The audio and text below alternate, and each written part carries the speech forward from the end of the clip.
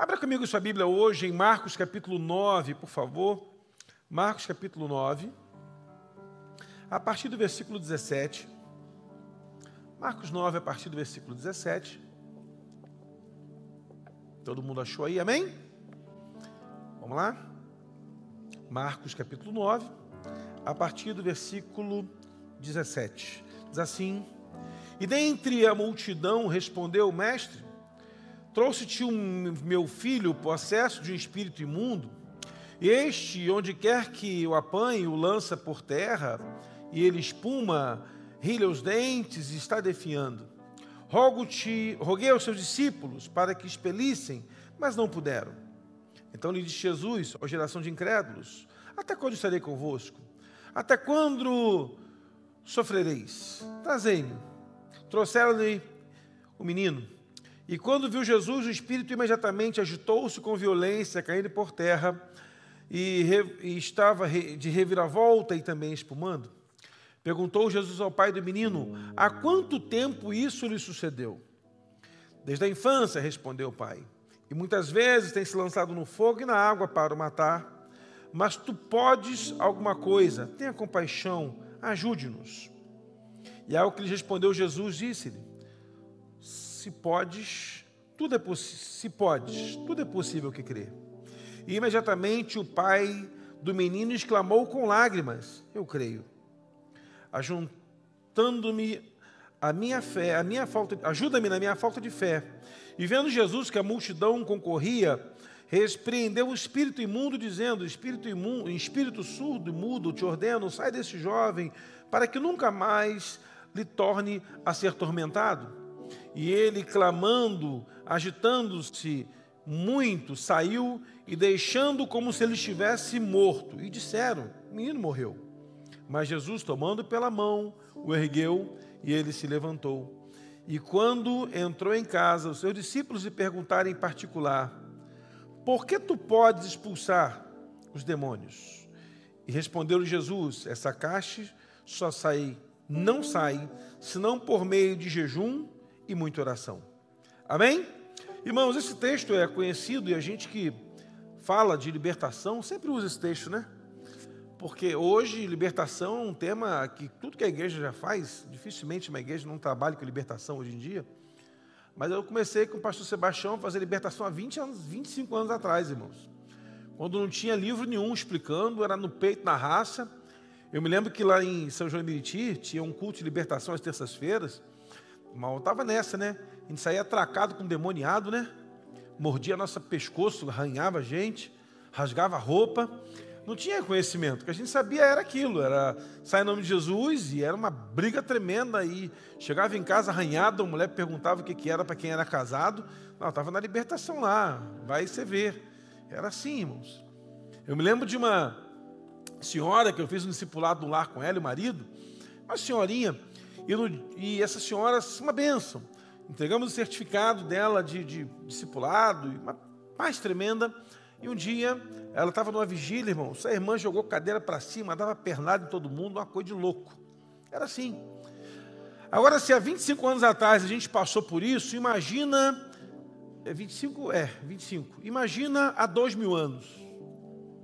Sem nenhuma informação sobre o tema... O único entendimento, e o entendimento de demônio, vai aparecer no cativeiro da Babilônia. Não aparece antes, nem depois, quer dizer, depois, né? Antes daquele conhecimento de uma ação maligna, atribuía-se a Deus o bem e o mal. Então você vai encontrar lá o texto que diz que Deus mandou Davi numerar o povo, e em Crônicas, mas em Reis vai dizer que foi o Satanás que mandou. Porque, como em Reis há já o conhecimento de um texto pós-babilônico de informação, atribui-se o mal ao Satanás e o bem a Deus.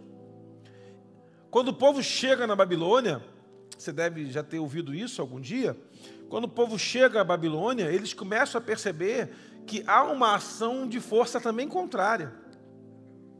E eles começam a perceber que não é apenas uma ação numa atmosfera espiritual em que somente Deus a move, mas percebem que o inimigo também e aí dá-se o nome Satanás, o inimigo das almas, dá-se o nome diabo e tantos nomes ao inimigo. Mas as possessões demoníacas naquele tempo de Jesus eram naturais, aconteciam, porque sempre aconteceu, irmãos. Em algum canto de Curitiba tem alguém endemoniado agora, eu só não sei onde está. Pode ser que no final do culto apareçam aqui também. Porque as atmosferas são assim, irmãos. Há uma batalha tremenda durante o momento da adoração, da oferta, do culto. Porque os demônios não querem perder território. Tudo é uma conquista de espaço. Quando Deus não está no ambiente, o diabo entra. É só isso que funciona. No ambiente onde Deus não governa, o Satanás vai governar. É prático. Mas eu não aceito isso não. Você não precisa aceitar. Ele já entrou. Não precisa você querer ou você autorizar. A Bíblia diz que o Senhor está à porta e bate. Aquele texto, se você olhar direitinho, é escrito a igreja. Eis que estou à porta e bato. Se alguém ouvir a minha voz, abrir a porta, eu entrarei em sua casa, cearei com ele e ele comigo. E a gente sempre diz a gentileza do Espírito Santo em bater a porta, porém, irmãos, o diabo não bate a porta. E funciona assim. Um ambiente onde Deus não governa, o diabo governa. Resolvido. Pastor, não concordo. Tem que explicar isso para o diabo, não para mim. Aí você faz uma aliança com ele lá, só que vai sair mais caro no final, né? Porque o diabo não respeita a sua opinião, não respeita a sua posição, não respeita o que você acredita. O inimigo só respeita o poder que é no nome de Jesus. Era para alguém dizer amém aí, né, irmão? Me ajuda aí, amém, obrigado. O inimigo só respeita a autoridade que há no poder do nome de Jesus. E quando você carrega essa autoridade em sua vida, o inimigo sai da sua casa. Nessa família é exatamente o que está acontecendo. Muitas pessoas, irmãos, tinham esse problema naquele tempo. E havia um movimento entre os sacerdotes que o catolicismo chama de exorção, que já é prática do judaísmo antigo. Não está na nossa Bíblia, mas na Bíblia católica, se você ler o livro de Macabeus, você vai encontrar práticas de exorcismo feito naquele tempo. E é interessante que essa prática, ela se perdurou por muitos anos. E os judeus praticavam isso.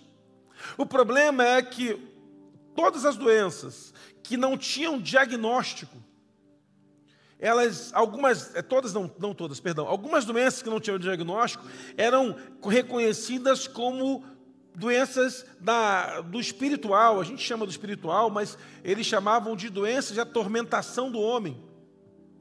Por isso que você vai encontrar um espírito que atormentava. A palavra atormentar vem dessa ideia, de um espírito que atormentava o sujeito. E esse pai vive essa crise. Olha que interessante, irmãos, o pai...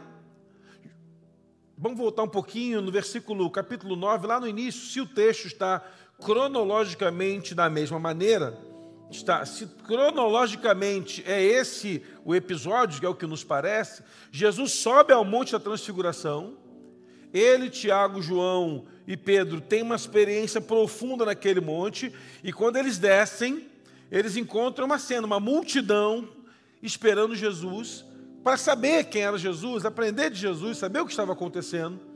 E quando ele se aproxima dos discípulos que não subiram o monte, dos outros discípulos que não subiram o monte, tem uma multidão com eles e já tem uma confusão armada.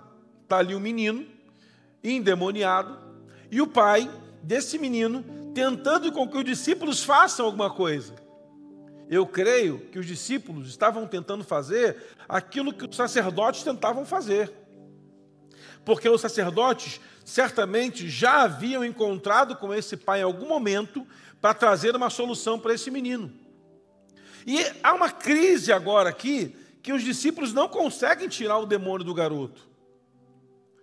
Agora você imagina aquele pai sabendo de Jesus, não está lá não, mas tem discípulos, os discípulos dele são capazes de resolver, leva lá para os discípulos de Jesus.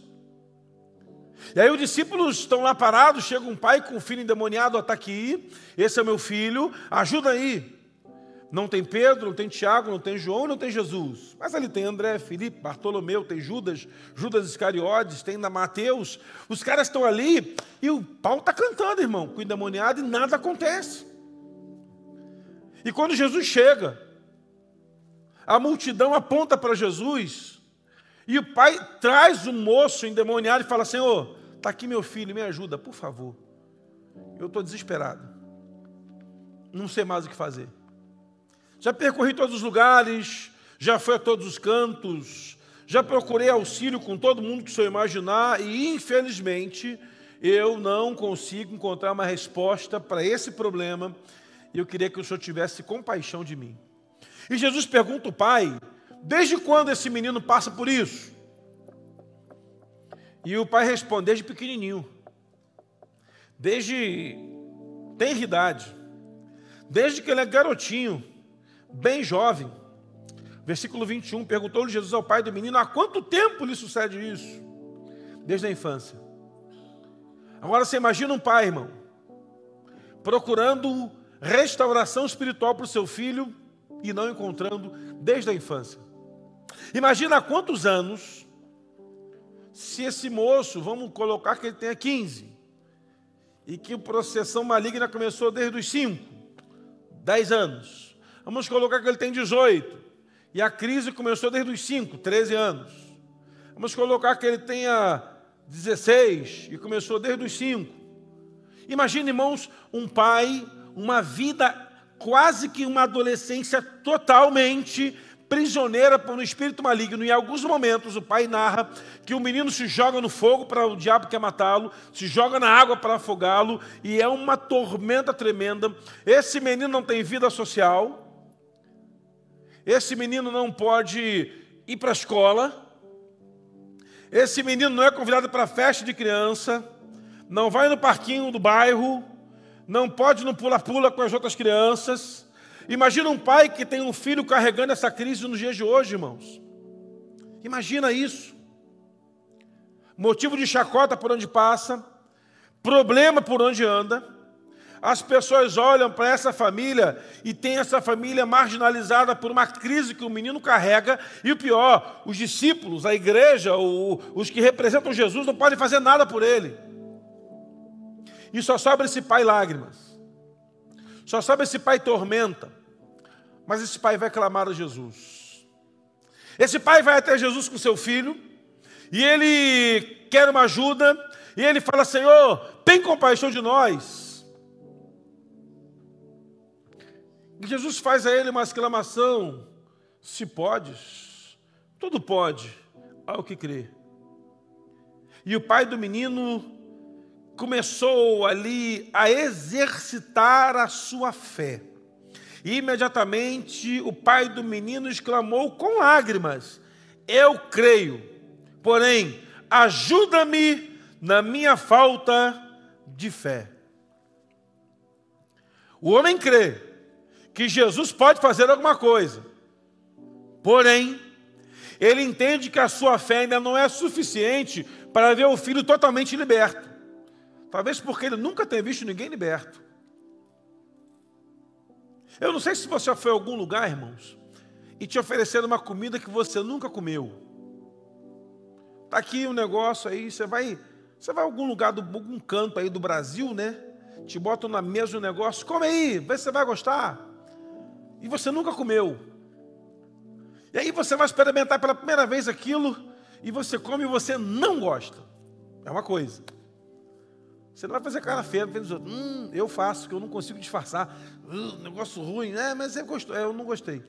Não, mas é bom, mas eu não gostei, não dá.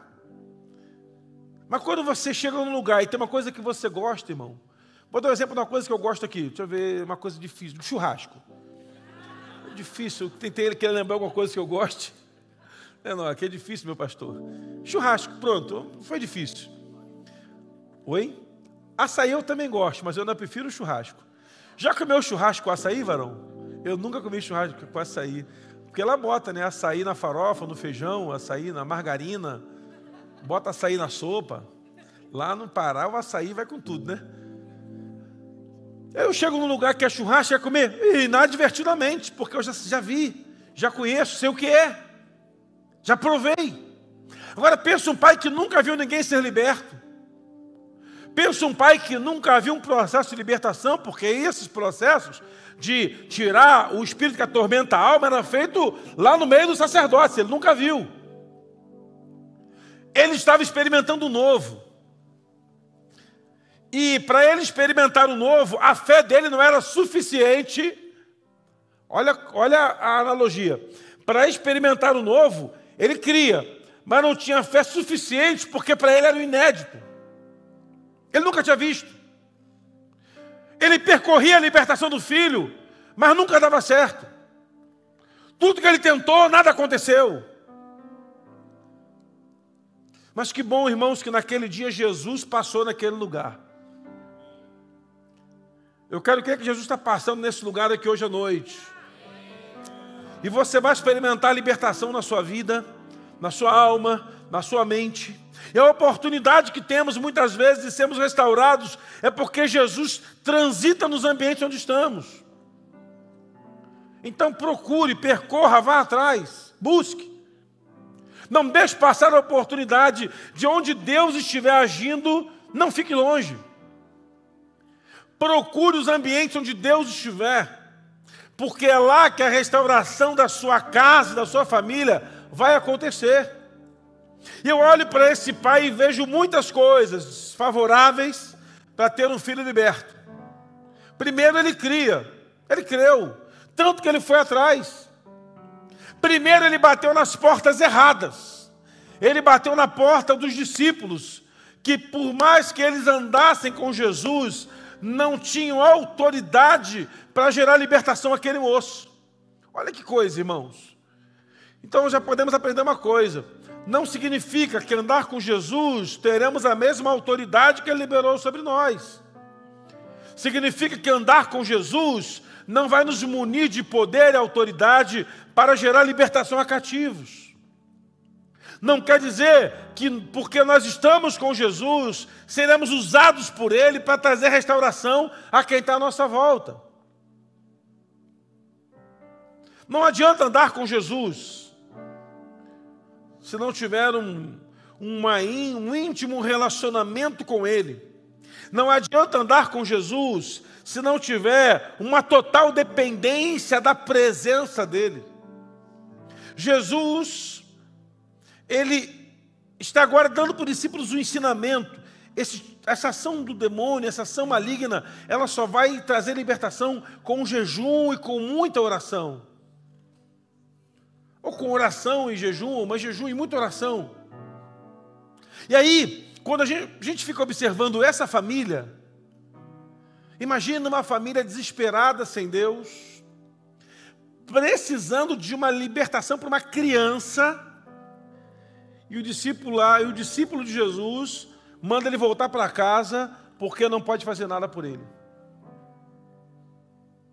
Imagina a dor de um pai, irmãos, no aniversário desse filho, olhando para o filho e de repente o filho fica de novo manifesto por um demônio.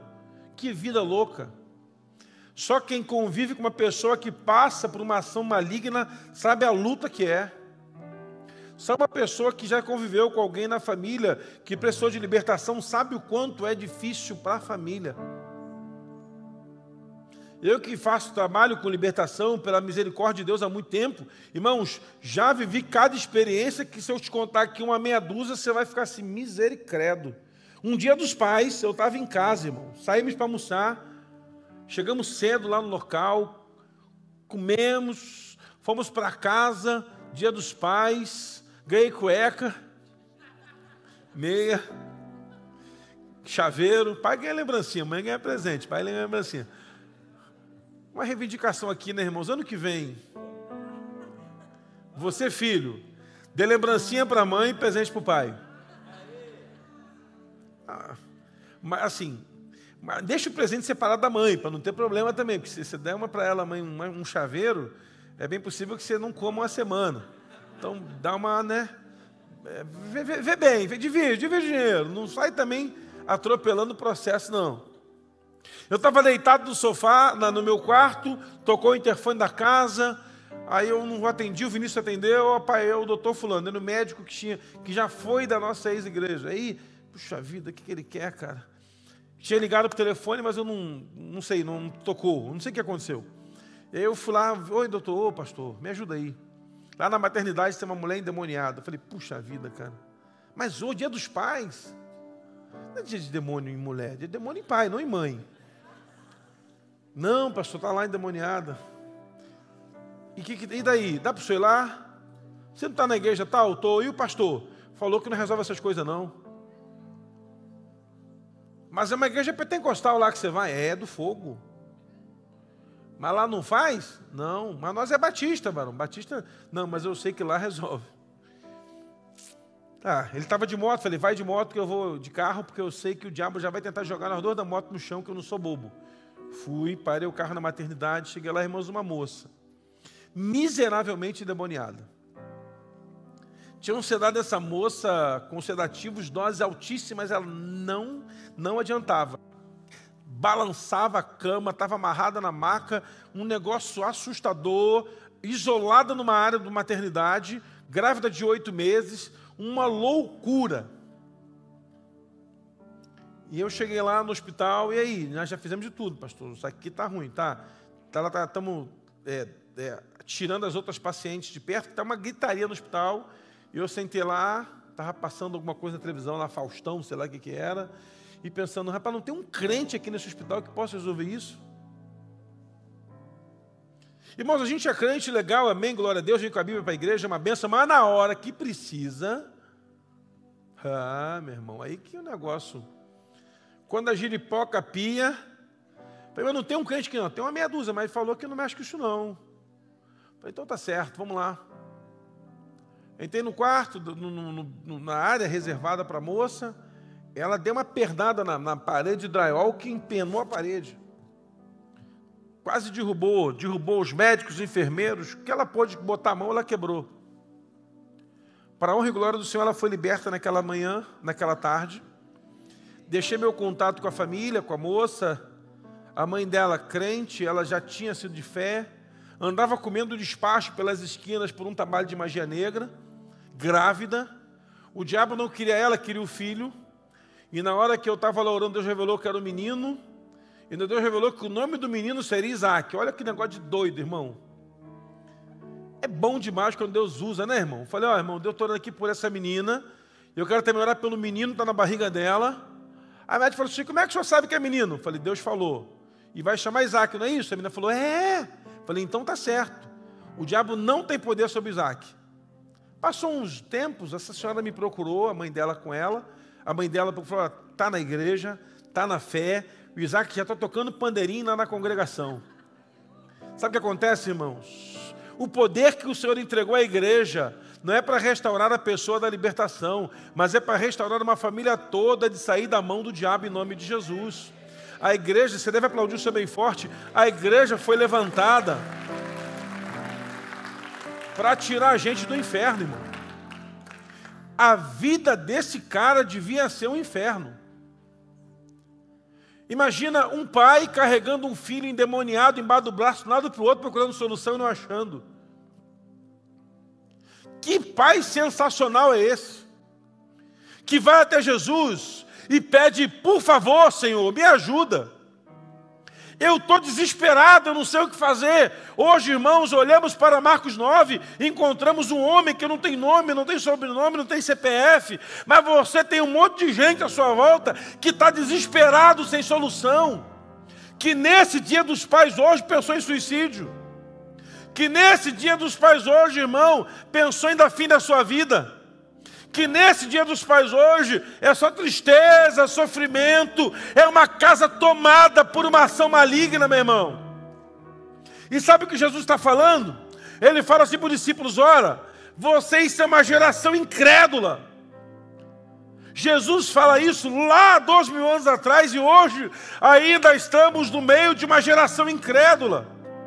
Onde a igreja do Senhor ainda é a resposta para uma sociedade desesperada.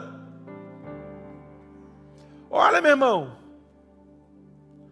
é impressionante o quanto temos pessoas sem direção na vida e não sabem para onde vão. Mas que bom que elas vão encontrar com você essa semana em nome de Jesus. E você vai, em nome de Jesus, chegar em ambientes e vai mudar aquele ambiente, porque quando você colocar o pé onde você chegar, as ações malignas sairão por terra para a glória de Deus. Eu era criança, irmãos, há muito tempo atrás, muito tempo mesmo. Do lado da minha casa tinha uma Assembleia de Deus. Aquelas do Boca de Ferro, que tinha uma corneta de ferro virado para a rua. E tocava todos os cultos, tocava o louvor, que era a unção de Deus chegou aqui. Lembra dessa, minha irmã? Já foi assembleana? Ô, glória! Sabe essa, pastor? A unção de Deus chegou aqui. A unção de Deus chegou aqui. Aonde Deus está, o mal tem que sair. A unção de Deus chegou aqui. Vamos lá. A unção de Deus chegou aqui. A unção de Deus chegou aqui. Aonde Deus está, o mal tem que sair. A unção de Deus chegou aqui. Irmão, eu achava aquilo sensacional. Eu só aprendi essa também. Não, aprendi a outra também, que foi da minha conversão. Mas eu fiquei olhando, irmãos, é uma verdade. O problema é que nós carregamos a unção do Senhor. Posso ouvir um glória a Deus? Jesus vai chegar na casa quando você chegar na casa. Jesus vai entrar no ambiente quando você entrar no ambiente. A restauração da família vai acontecer quando você chegar lá. Por isso que você tem que fazer uma célula numa casa bem complicada, bem ruim. Pensa numa casa ruim, faz uma célula lá. Eu me lembro de um pastor amigo não, né?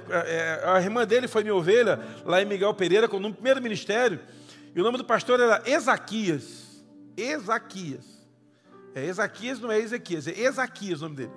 E esse pastor Ezaquias, ele era pastor lá em Roraima. Tem alguém que é de Roraima? Levanta a mão.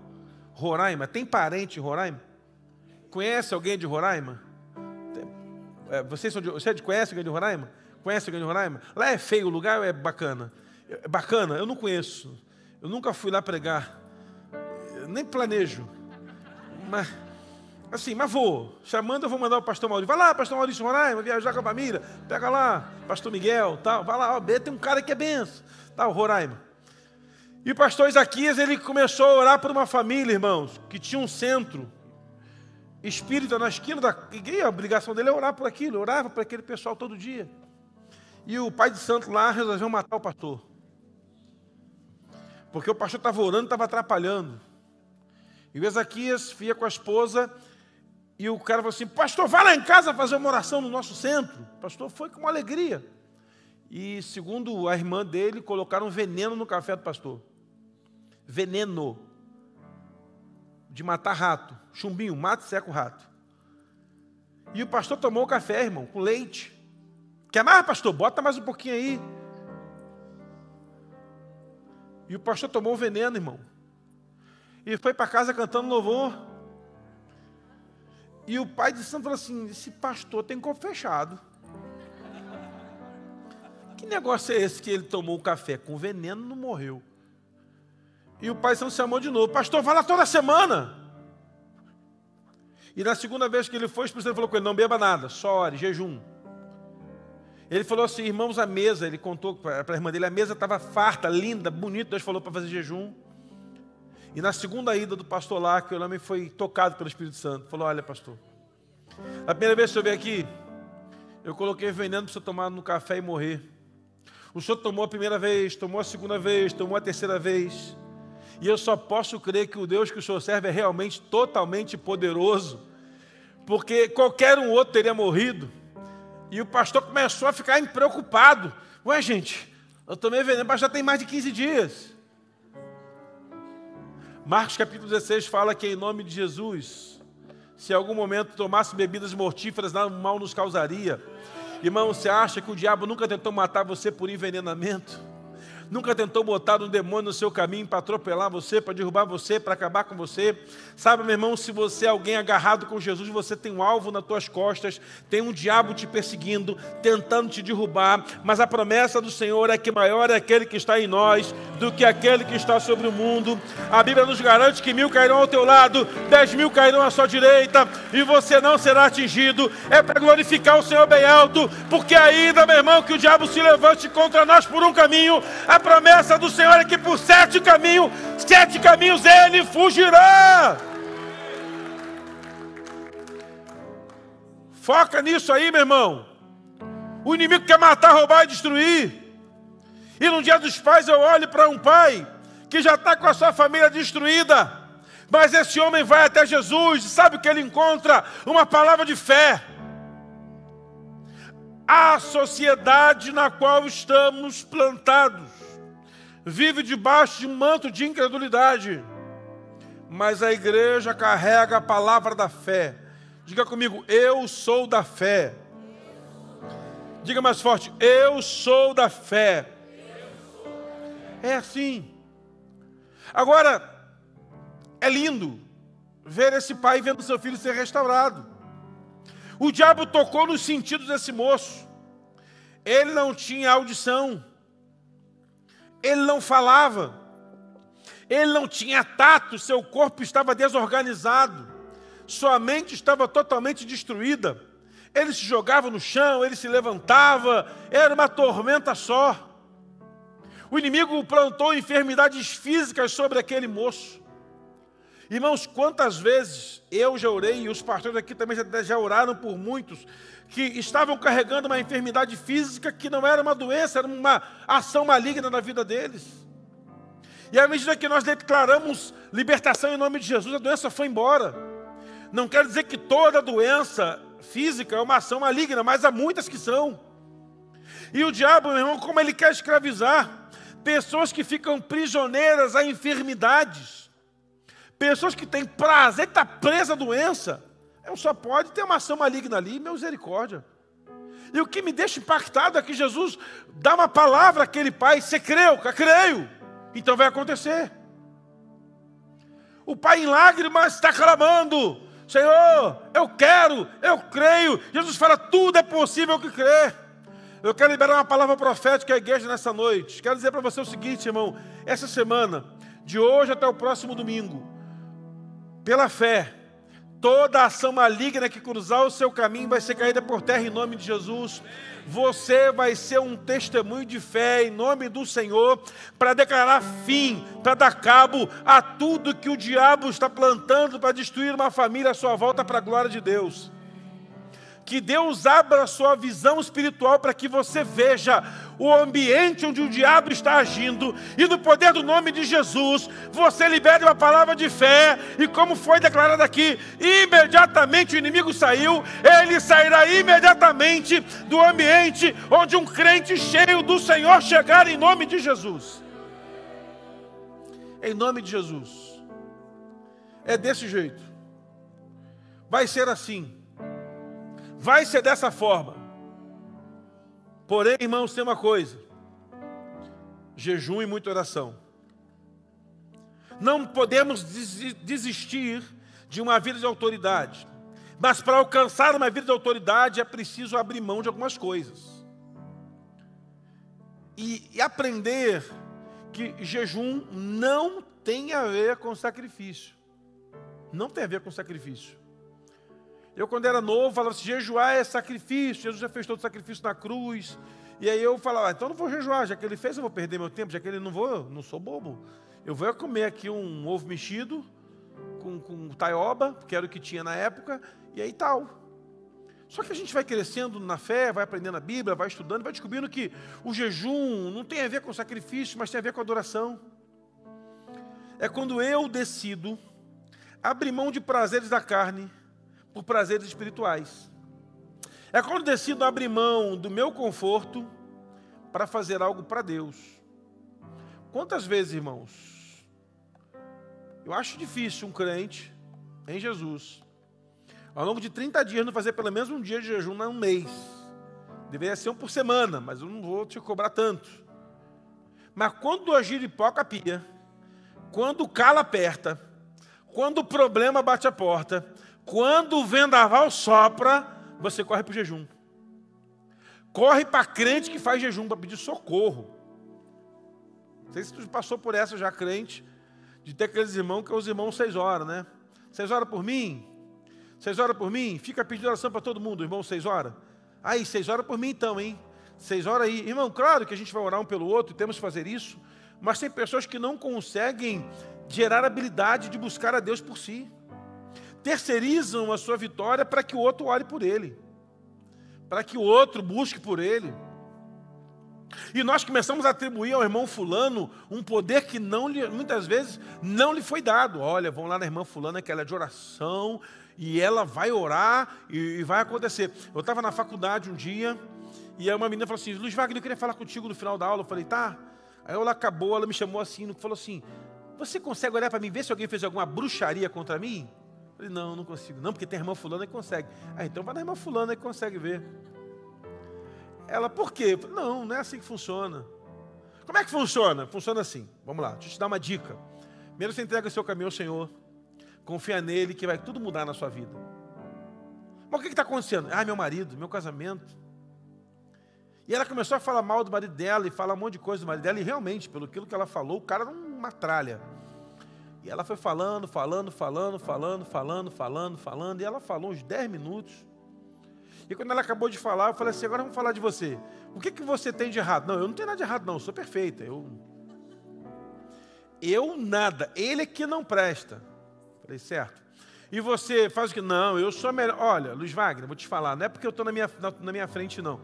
Mas eu sou uma das melhores mulheres do mundo para se casar. Ele que está perdendo a benção.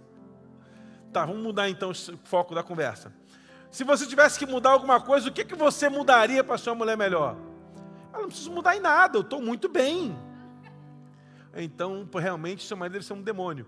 Porque só entrou para atormentar você. Vamos fazer um negócio aqui? Vamos fazer então um negócio?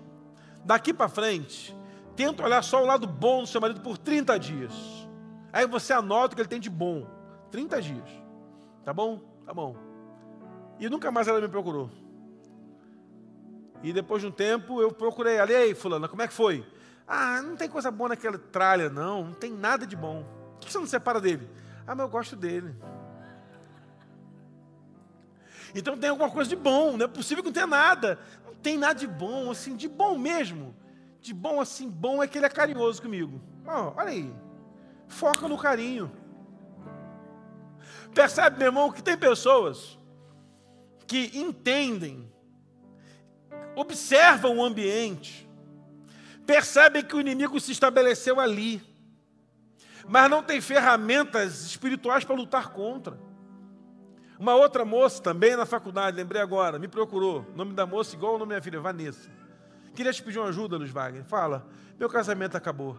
Falei, é mesmo? Vamos começar, conta aí, como é que está, me ajuda e tal. Ela chegou até lá na igreja uma vez, foi no culto e tal, e acabou que eu não a vi, ela foi embora e eu só soube depois que ela mandou uma foto pelo WhatsApp do culto. Aí, já tinha ido embora.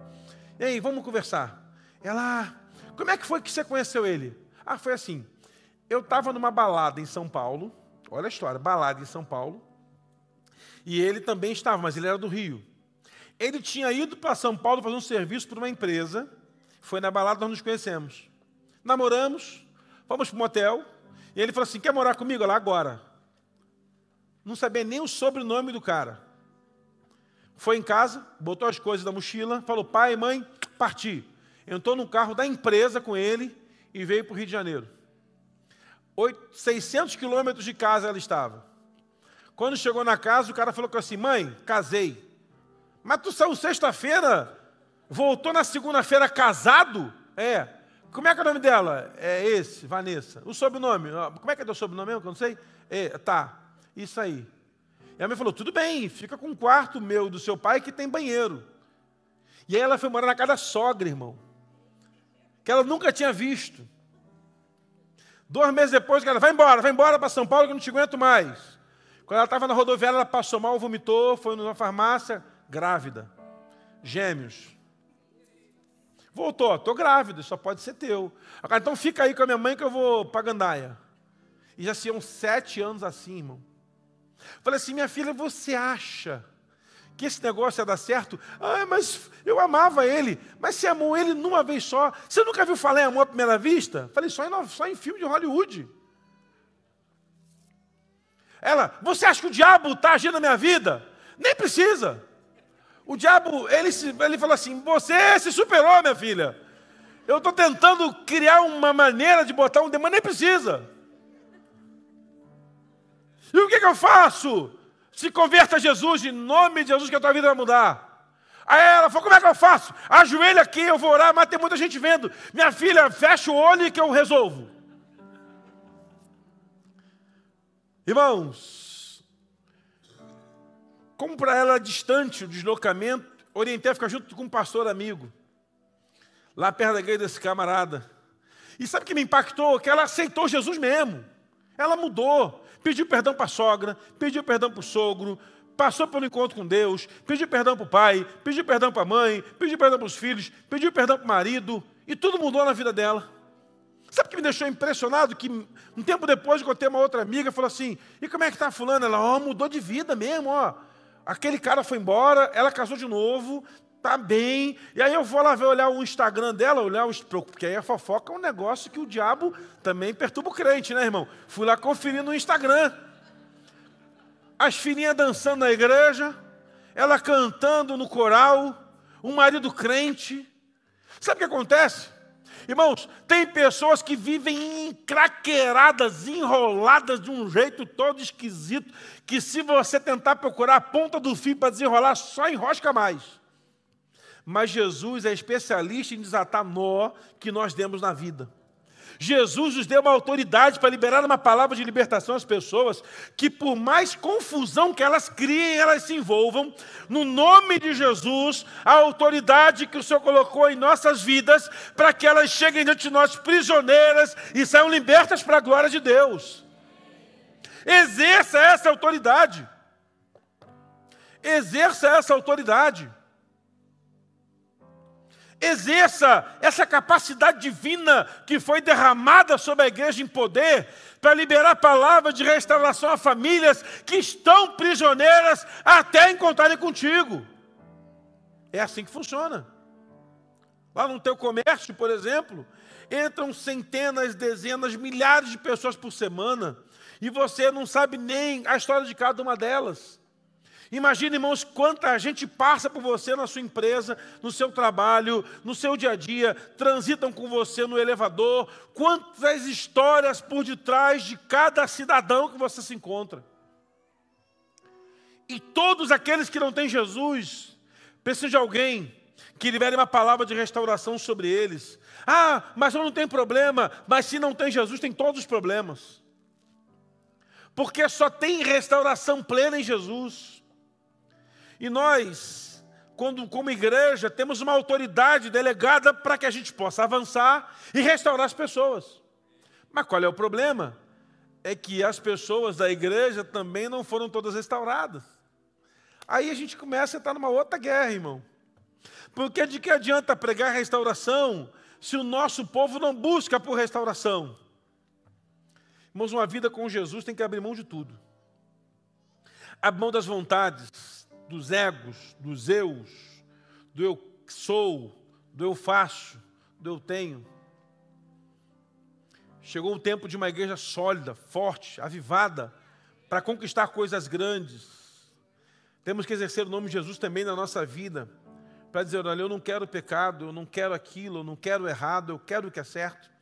Eu me lembro de ir lá no interior, um cidadão, pastor, comprei um carro aí, meu motor está ruim. Falei, cara, e como é que você compra um carro com motor ruim? Não, estou comprando um motor roubado.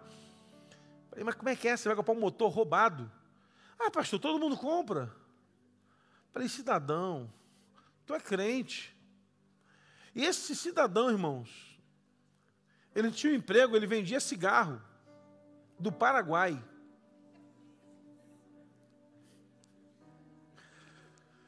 Tem gente que o diabo fica assim, cara, eu vou dar para o cara uma vaga de secretário meu, porque o cara tem uma capacidade. O cidadão comprou um motor roubado para colocar no carro dele, para vender cigarro do Paraguai. Foi preso. Pastor, você pode ir na delegacia me ajudar? Ninguém queria ir, vai o pastor na delegacia. Chega o pastor na delegacia. Opa, tudo bem? Tudo bem? Eu sou amigo do fulano. Pastor, que bom que o senhor veio. O senhor é pastor? Eu sou. E ele, a sua ovelha, pastor? Fazer o quê, né? Mas está em processo de libertação ainda. E aí, pastor? Não tem jeito não, pastor, tem que pregar melhor. Está vendo que eu tenho que ouvir por tua causa, hein? Está vendo aí, ó? Fala mais aí, ô escrivão. Não, que isso é um vagabundo, pastor. Motor roubado, cigarro contrabandeado do Paraguai. Só acho que eu tenho que fazer o que com ele? Ah, acho que os 30 anos de cadeia, acho que ajuda. Ô, pastor, você é meu amigo? Não, de repente na cadeia você santifica. Porque eu não tenho como te ajudar. Dentro da igreja. Pagou fiança à família, foi embora, perdeu o carro. Só que tinha que pagar o cigarro a quem pegava, porque quem dava o cigarro para ele vender era traficante. Pastor, eu não sabia que o cara era traficante. Dá para a igreja me emprestar o dinheiro? Não. Dá para você me emprestar o dinheiro? Não tenho, e não tinha mesmo. Irmão, como é que vive com um negócio desse, irmão? Quer que eu te dê mais umas outras? Tem mais aqui. Quer que eu conte mais 5? A moça chegou no gabinete, grávida do noivo, só que estava na dúvida se é do noivo ou do outro cara, o colega da faculdade. Pastor, eu estou pensando em abortar, o que o senhor acha? Minha filha, eu acho que você tem que se converter. Não, pastor. Por que você não fala para o noivo assim? Porque eu não tenho certeza se é dele. E se não for dele, vai ser diferente, pastor. Seus pais sabem disso? Nem pensar. Nem pode. Estou pegando dinheiro com a agiota emprestado para fazer o aborto. Membro da igreja. Irmão, ore pelos seus pastores, eles precisam de oração. Não, jejua. Um dia por semana, se separa toda quinta-feira. Vou jejuar pelos pastores da igreja. Você bota o nome de um por um, bota da esposa, dos filhos também, no jeito, para jejuar, porque não é fácil, não. Irmãos, o diabo nunca brincou de ser diabo. Mas tem muita gente que brinca de ser crente. Não há comunicação das trevas com a luz.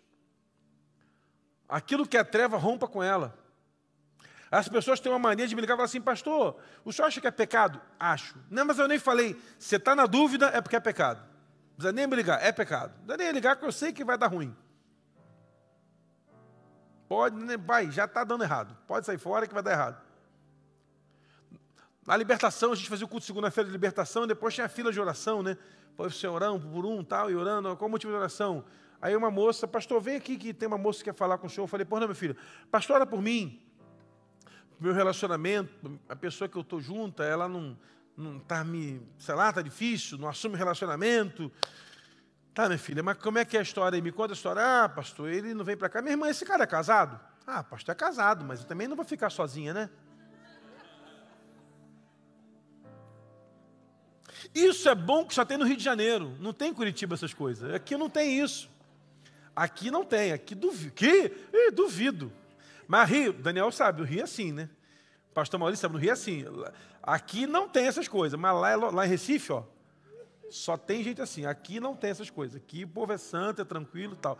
Aí, minha irmã, e você acha isso normal? Ah, pastor, farinha pouca? Meu pirão primeiro. Falei, vou te pedir um favor, não volta mais aqui não vou nem orar por você, vai para casa, reflete essa bobagem que está passando. Pastor, eu vou te falar mais uma coisa, o senhor está muito legalista, o moço é presbítero lá da igreja que ele é membro. Falei, aquela porta é da saída, vai e não olha para trás, porque você vai virar a estátua de sal, vai atrapalhar que o tempo, vai saindo sem olhar para trás para não virar a estátua de sal. O Satanás, irmão, ciranda, brinca, faz o que quer com quem quer, até que um crente chegue. Há uma família, há um pai clamando pela restauração do seu filho, há um pai desesperado pela restauração do seu filho, e ele procura os crentes, os discípulos, que não podem fazer nada. Tem gente, irmão, que rodou um monte de igreja, tentando solução, e não encontrou para a sua vida. Eu me lembro de um moço, liderou esse moço uma época no louvor da igreja, um problema absurdo. Esse camarada, Deus te abençoe, você merece um hambúrguer hoje. Só de eu lembrar desse cidadão. E esse moço me traz pastor, minha irmã está endemoniada de um demônio que não resolve. Ei, como é que é? Pastor, traz aqui que a gente ora. Mas o senhor vai resolver? Eu não vou resolver, em nome de Jesus. Não, pastor, ela é da igreja tal lá.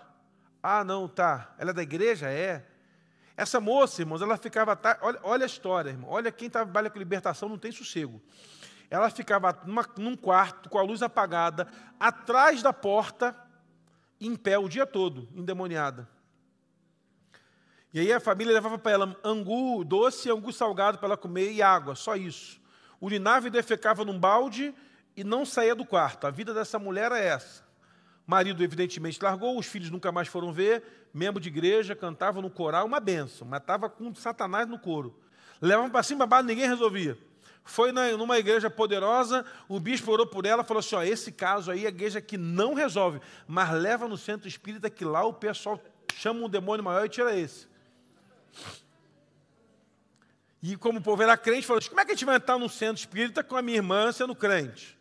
Aí foi lá na Batista, nos tradicionais que não tem Espírito Santo. Deixa eu ver, vamos lá. Como é que é a história? Eu falei, traz aqui que eu não vou no território dele, ele tem que vir no meu. Não, pastor, não, tem que trazer aqui, pô. Eu vou lá, não, aqui, depois eu vou lá e quebro tudo. Aí trouxe. Irmãos, a mulher se agarrou no portão da igreja que não soltava, porque foram com ela de carro e não conseguiram estar com o carro que ela estava atormentada, pararam no portão e puxaram ela, foram arrastando a mulher para dentro do gabinete. O demônio falou, você não vai quebrar nada aqui não, ajoelha calado aí.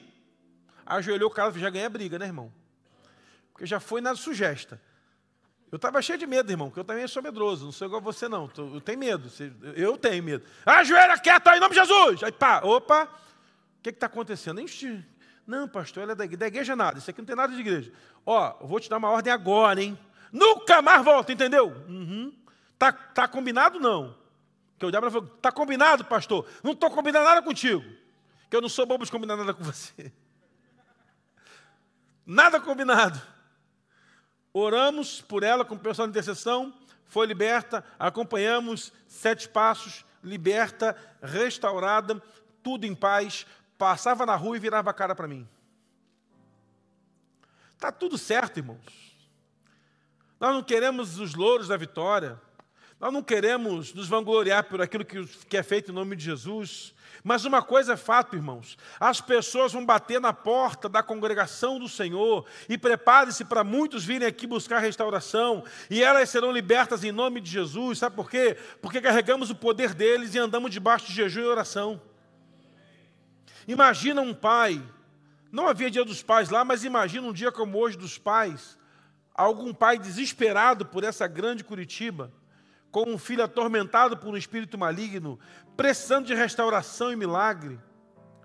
Se não for a igreja, irmãos, o povo está perdido. Que o Senhor encontre crentes, irmãos, nesse tempo, cheios do Espírito Santo. Gente apaixonada por Jesus. Gente que vai entrar nos ambientes onde o diabo dominava e dizer, olha, a partir de hoje, aqui vai estar a mão do Senhor. Irmãos, nós somos levantados para essa batalha. Estamos numa reta final de caminhada na terra, porque Jesus está voltando, posso ouvir no glória a Deus, irmão? Está voltando, daqui a pouco Ele está aí levando a igreja. Vai ser uma festa tremenda no céu, mas até lá, os diabo e seus anjos estão atormentando a terra. E aonde ele não consegue atuar na sua casa, vai atuar no seu vizinho. Então você, na autoridade do nome de Jesus, seja voz profética no condomínio onde você mora, no prédio onde você mora, na rua onde você mora, no terreno onde você mora, na empresa onde você trabalha, você é a voz da restauração, porque há famílias clamando por Jesus, não sabem a quem procurar, e quando elas precisarem vão bater na sua porta, e no poder do nome de Jesus, você vai gerar restauração, libertação e milagres para muitos que estão perdidos hoje, em nome de Jesus. Deus está levantando a igreja para isso. Esse é o nosso tempo. Quando eu olho para aquela multidão apertando Jesus, querendo milagre, Jesus olha para um pai e sabe a dor daquele pai, traz o filho e aquele filho atormentado volta para casa restaurado pelo poder do nome de Jesus. Pessoas chegarão atormentadas até você. Até chegar a você chegarão atormentadas. Mas sairão libertas em nome de Jesus. Sairão. Casamentos chegarão a você destruídos, mas sairão restaurados a partir de você em nome de Jesus. Pessoas chegarão a você pensando em morte, mas sairão proclamando vida em nome de Jesus. Porque há poder no nome de Jesus. Eu quero convidar vocês a colocar de pé, meu irmão, por favor. E ao se colocar de pé, eu queria que você colocasse sua vida diante do Senhor, sua família, sua casa, e se apresentasse a Deus como uma resposta para esse tempo, como uma resposta para esses dias, como uma resposta para essa geração perdida, para essa geração destruída, para essa geração que não tem mais para onde ir, não sabe mais o que fazer, não sabe mais que direção seguir. Deus quer usar você, quer usar a mim, quer usar a igreja. Deus quer nos usar. E eu queria orar com você nessa noite. Eu queria que você, por favor, curve sua cabeça e olhe para a sua vida. Você ou é alguém que vai poder ajudar uma família atormentada, ou você vai ficar indiferente por pessoas que estão desesperadas sem Jesus. Irmãos, quando fazemos o vinho novo, o casoleiro, a nossa intenção é potencializar você, assim como no vinho novo, para você ser uma ferramenta de Deus para restaurar vidas. Nós queremos, irmãos, potencializar você. Nós queremos que você, meu irmão, seja uma resposta. Não dá mais tempo da gente perder, não dá para perder mais tempo com coisas menores. É o tempo da igreja dominar essa terra, tomar territórios, colocar para fora as ações malignas do diabo e ser a autoridade que o Senhor plantou sobre a terra. Só a igreja carrega a autoridade do Senhor Jesus, só nós carregamos o poder que é no nome de Jesus para declarar libertação aos cativos, pôr em liberdade algemados e a consolar os que choram. Há uma unção de Deus sobre essa igreja para trazer restauração sobre essa cidade, sobre famílias dessa cidade, e você vai ser o homem que Deus vai levantar para isso, você vai ser a mulher que Deus vai levantar para isso, em nome de Jesus. Eu queria orar com você nesse momento, e queria que você, por favor, colocasse diante do Senhor a sua vida. E se você diz assim, pastor, eu queria ser um agente de Deus nesse sentido, eu quero ser usado por Deus, eu quero ser usado mesmo, sem medo, sem vergonha, sem dificuldade, eu quero ir para a guerra e provar que em nome de Jesus ela vai ser vencida. Eu queria que os pastores orassem por você. Você pode sair do seu lugar e vir até o altar do Senhor aqui, a gente vai orar contigo, se você deseja isso. Eu quero ser usado por Deus, eu quero que Deus me abençoe, me use, eu estou aí para a guerra mesmo, porque não tem volta, até porque não tem volta, irmão. Um dia você aceitou Jesus, você foi colocado como alvo no inferno e o diabo está se levantando diuturnamente contra você. Queremos orar por você. Os pastores vão orar e ungir você. Os intercessores, por favor. Vamos cantar algum louvor aí. E você pode sair do seu lugar. Vamos orar por você. Deixe Deus usar a sua vida, meu irmão, por favor. Deixe Deus usar você nesse tempo, em nome de Jesus. Em nome de Jesus. Continue orando, irmãos. O povo da comunicação aí, teve uma senhora aqui no chat que coloca que o filho dela vive a mesma situação desse moço da Bíblia. Irmã Elizabeth, em nome de Jesus, cadê a câmera? Onde eu estou? Lá? Estou lá, né? Lá. Elizabeth, minha irmã, nós, como igreja, vamos autorizados a abençoar a sua vida. E seu filho vai ser restaurado em nome de Jesus. Procura a igreja lá pelo Instagram ou pelo WhatsApp da igreja. Vamos mandar para você os dados ali. Você e sua casa vão ter paz em nome de Jesus. E agora nós declaramos, onde quer que seu filho esteja, que o poder do Espírito Santo visite ele e quebre toda a ação do inferno contra a vida dele, em nome de Jesus.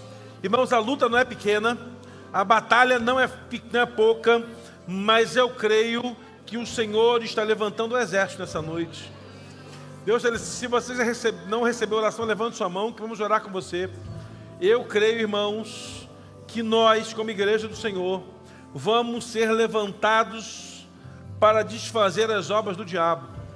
Esses próximos domingos eu vou falar sobre isso, mas os primeiros princípios, para que depois a gente entre na batalha. Mas, irmãos, entenda, Deus está levantando a sua igreja para esse tempo. Eu fui levantado para isso, você foi levantado para isso, a igreja foi levantada para desfazer as obras do diabo. A ferramenta que o Senhor tem chama-se igreja. Então, na sua casa, no seu lar, onde quer que haja atrito, contenda plantada pelo diabo, saia daqui hoje levando a paz do Senhor sobre a sua família, em nome de Jesus. Pai, nós queremos abençoar teus filhos, tantos online como aqueles que estão conosco aqui presencialmente. Que eles, debaixo da bênção do Senhor, encontrem a tua paz. Sejam levados pelo Senhor, abençoados pelo Senhor, e que no nome de Jesus, Pai, sejam esses que recebem essa palavra profética de unção nesse altar, sejam eles levantados pelo Senhor para uma grande obra que só o Senhor pode fazer. Nós repreendemos as ações do maligno e declaramos, Pai, que a nossa casa será usada pelo Senhor para coisas grandes, restauração de gerações, quebra de cadeias. No poder do nome de Jesus oramos. Amém. Você pode aplaudir bem forte o Senhor aí. Irmãos,